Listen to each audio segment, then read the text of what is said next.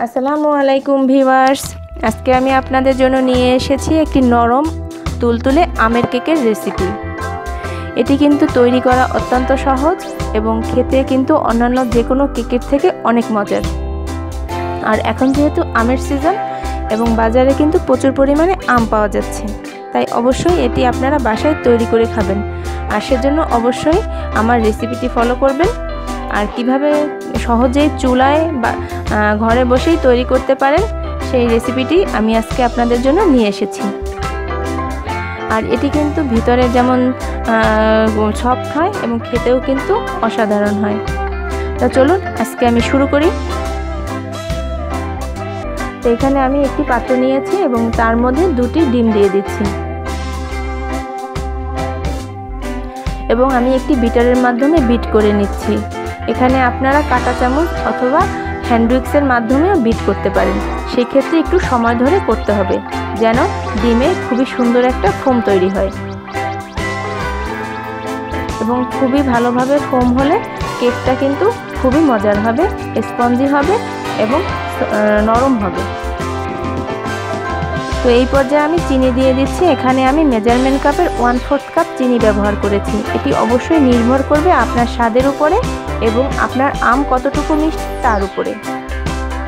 এবং 1/3 কাপ তেল দিয়ে দিচ্ছি এবং তেল এবং চিনি দেওয়া হয়ে গেলে আমরা খুবই ভালোভাবে বিট করে নেব যত সময় যেন চিনি গলে না যায়। যখন চিনি গলে যাবে আমাদের বিট হয়ে যাবে এবং কালার চেঞ্জ হয়ে আসবে, তখনই আপনারা বুঝতে পারবেন যে এটি খুবই সুন্দরভাবে বিট হয়েছে। তো এই পর্যায়ে আমি 1/4 কাপ আমের পিউরি দিয়ে দিচ্ছি। আর এখানে কিন্তু আমি কোনো পানি ব্যবহার করিনি পিউরি করতে, জাস্ট আম কষলে ব্লেন্ডারে দিয়ে ব্লেন্ড করে নিয়েছি।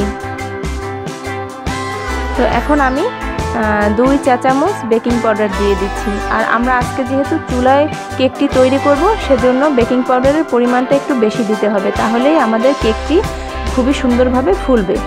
এবং যেহেতু আম দিয়েছি আমরা এখানে, এবং 1 চা চামচ ম্যাঙ্গো ফ্লেভার দিয়ে দিচ্ছি। তো এভাবে দিয়ে বিট করে নিব এবং আমি এখন 1 কাপ ময়দা দিয়ে দিচ্ছি। এখানে আমি মেজারমেন্ট কাপের 250 ml কাপের 1 কাপ ময়দা দিয়েছি এবং ময়দা কিন্তু একসাথে দেওয়া যাবে না, অল্প অল্প করে দিতে হবে এবং অল্প অল্প করে দিয়ে খুবই সুন্দর একটা ব্যাটার তৈরি করতে হবে। তো এই পর্যায়ে আমার ব্যাটার হয়ে গেল। তো এখন আমি কিছু আম ছোট ছোট করে কেটে নিয়েছিলাম, সেগুলো দিয়ে দিচ্ছি যেন প্রতি বাইটে বাইটে আমের ফ্লেভারটা পেয়ে থাকি আমরা। এবং যেহেতু আমের কেক, আমের স্বাদটা অবশ্যই থাকবে। এভাবে সাবধানে আমের টুকরোগুলো আমরা মিলিয়ে দেব যেন ভিতরের যে ফোমটা হয়েছে সেটা যেন নষ্ট না হয়ে যায়, তাহলে কিন্তু আপনাদের কেকটা ভালো হবে না। তো আমি যেহেতু চুলায় বেক করব তাই আমি এখানে একটি অ্যালুমিনিয়ামের পাত্র নিয়েছি এবং একটি গোল করে কাগজ কেটে নিয়েছি এবং সামান্য তেল দিয়ে ব্রাশ করে নিচ্ছি, তাহলে আমার কেকটি বের করতে সুবিধা হবে।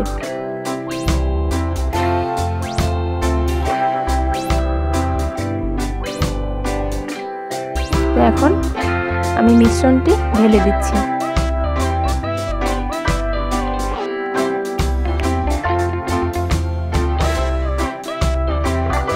এভাবে ঢেলে দেওয়ার পরে আমরা একটু টেপ করে নেব যেন ভিতরে কোনো বাবলস না থাকে। তো এখানে আমি একটি রুটি ভাজার তাওয়া নিয়েছি এবং তার উপরে এই মিশ্রণের যে পাত্রটি নিয়েছিলাম সেটি বসিয়ে দিচ্ছি এবং একটি ঢাকনা দিয়ে ঢেকে দেব এবং চুলার জালটা একদম লোভাবে রেখে দেব। এটি অবশ্যই নির্ভর করবে আপনার চুলার জালের উপরে। অবশ্যই বেশি জাল দেওয়া যাবে না, তাহলে কিন্তু আপনার কেকটি পুড়ে যাবে এবং ভিতরে সেদ্ধ হবে না। এভাবে দিয়ে আমি 1 ঘন্টা অপেক্ষা করব এবং 1 ঘন্টা পরে ইনশাল্লাহ আমার কেকটি হয়ে যাবে। তো 1 ঘন্টা পরে দেখুন আমার কেক কিন্তু হয়ে গিয়েছে। আমি এখন একটু টেস্ট করে নেব যে ভিতরে সেদ্ধ হয়েছে কিনা। এভাবে আমি একটি চাকুর মাধ্যমে দেখছি যে ভিতরের কী অবস্থা। তো দেখুন চাকুটি কিন্তু ফ্রেশভাবে বের হয়ে এসেছে, তার মানে আমার কেকটি হয়ে গিয়েছে।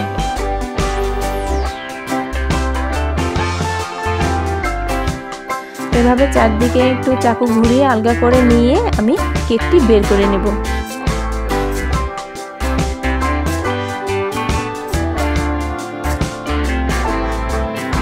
দেখুন আমার কেকটি কতটা সুন্দর হয়েছে, কালারটাও যেমন ভালো এসেছে এবং খুবই সফট হয়েছে। তো এখন আমি একটু ডেকোরেশনের জন্য আমের একটি ক্রিম তৈরি করব। এখানে আমি আধা কাপ আমের পিউরি নিচ্ছি মেজারমেন্ট কাপে এবং 1 টেবিল চামচ চিনি নিচ্ছি। নিয়ে আমি চুলা অন করে দিয়ে অনবরত নাড়তে থাকবো এবং 2 থেকে 3 মিনিটের মধ্যে আমার ক্রিমটি হয়ে যাবে। আমের যখন কালার একটু চেঞ্জ হয়ে আসবে তখন বুঝবেন যে আপনাদের ক্রিম রেডি হয়ে গিয়েছে এবং ওই পর্যায়ে নামিয়ে নিতে হবে।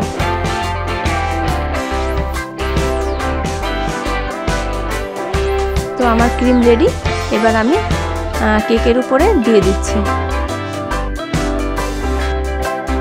এভাবে দিয়ে সমান করে বিছিয়ে দেবেন, তাহলেই আপনাদের কেক কিন্তু রেডি। এবার আপনারা পরিবেশন করতে পারেন। তবে এর উপরে আমি একটু ক্রিম ছড়িয়ে দিচ্ছি, একটু ডেকোরেশন করে নিচ্ছি যেন সৌন্দর্যটা আরও বেড়ে যায়। তো এভাবে আপনারা একটু ক্রিম দিয়ে সুন্দরভাবে ডেকোরেশন করে নিতে পারেন। আর এই ক্রিমটি তৈরি আমি কিভাবে করেছি সেটির ভিডিও না হয় আরেকদিন দিব। তো এবং এভাবে লম্বা করে দাগ টেনে আমি টুথপিকের মাধ্যমে একটু ডিজাইন করে নিচ্ছি।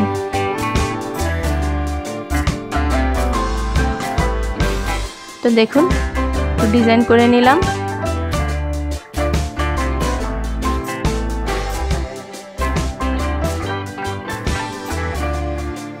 তো এভাবেই আপনারা কিন্তু খুবই সহজে নরম তুলতুলে করে আমের কেক চুলায় তৈরি করতে পারেন। আর সেজন্য আমার রেসিপিটি অবশ্যই ফলো করবেন, তাহলে অবশ্যই পারফেক্ট একটি কেক তৈরি করতে পারবেন।